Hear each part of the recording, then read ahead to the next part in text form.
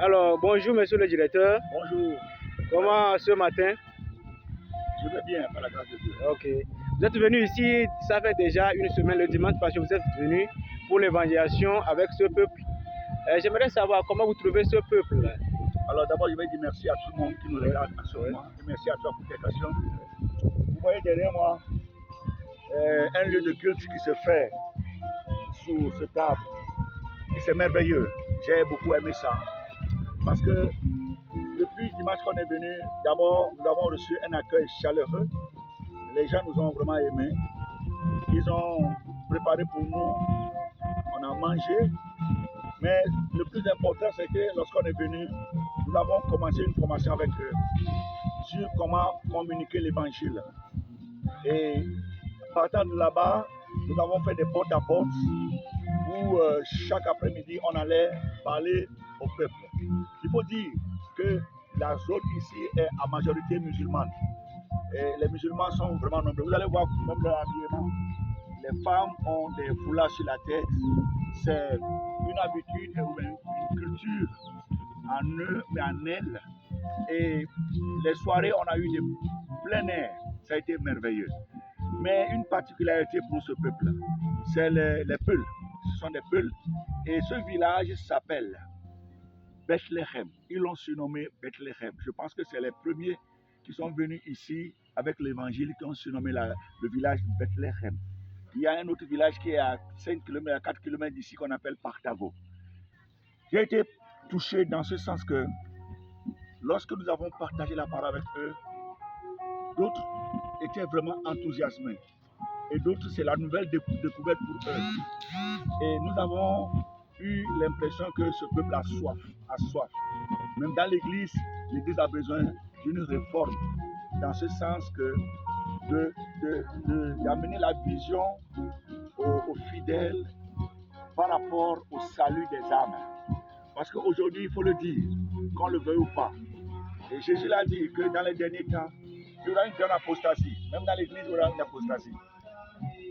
Les gens n'ont plus cette vision de Jésus qui est venu sur la terre pour sauver les âmes, pour former des disciples et les amener à sauver les âmes. Nous sommes aujourd'hui englobés et engloutis dans l'église. Et notre façon de voir l'adoration de Dieu, c'est chaque dimanche d'être là, de louer Dieu, de l'adorer, de chanter, et c'est fini. Mais quel est le cri du cœur de Dieu?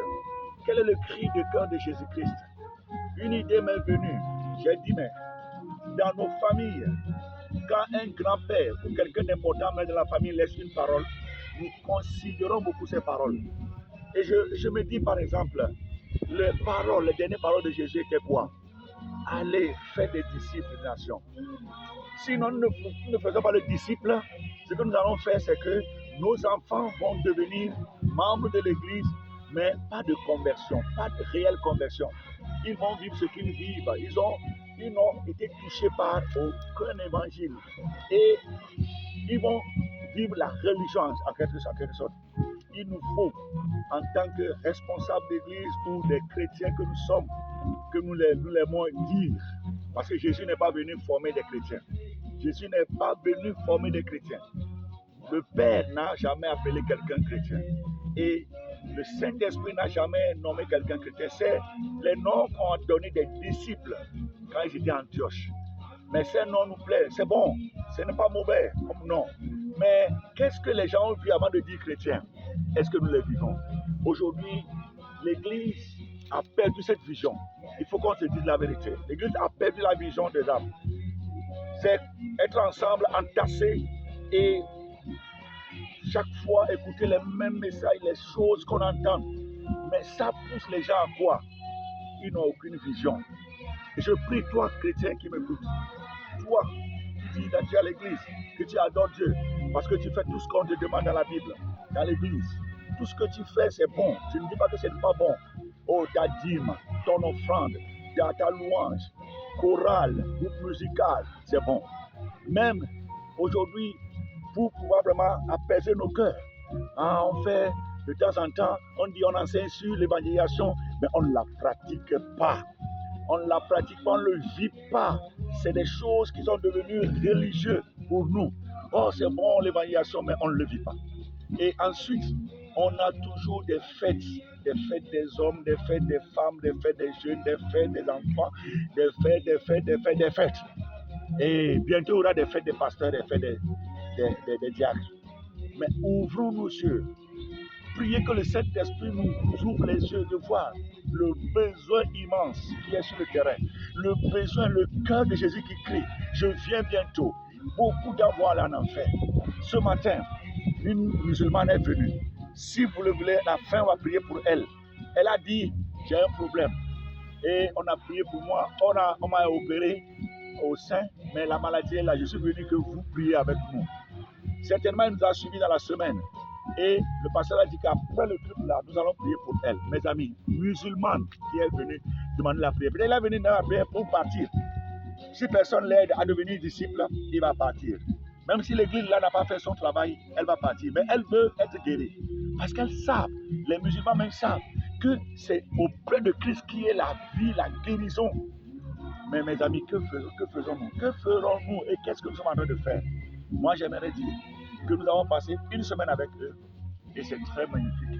Nous pensons l'année prochaine de revenir, si Dieu le veut. Si Jésus n'est pas revenu et qu'il nous donne la vie et que nous ayons une autre école qui va venir, on va venir ici. Voilà le message que je voudrais vous donner. Mes amis, levez-vous.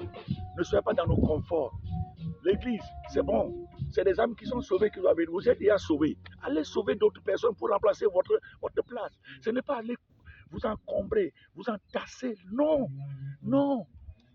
Oh, cher pasteur, je vous en prie, encouragez vos membres à devenir des missionnaires, des gens, des disciples qui envoient les âmes dans l'église. Que le Seigneur vous bénisse, mon frère. La question qu'il m'a posée, je l'ai vraiment allongée, mais acceptez-le comme ça, parce que mon cœur saigne. Mon cœur, quand je vois tout ça là, ça me fait mal. On est seulement des gens d'essayer là-bas et ne veut pas sortir. Que Dieu vous bénisse. Amen. Amen. Merci beaucoup. Que le Seigneur soit avec vous. Amen. Pour la continuité de votre œuvre missionnaire. Cet après-midi, nous allons partir à Bélébina. Bélébina, c'est à 53 km de Basila. Après, nous irons à Cotonou. C'est à Cotonou que nous allons finir un mois, une semaine, toute l'école. Et nous allons finir le 27 avril. Que Dieu soit avec vous. Amen. Amen. Merci beaucoup.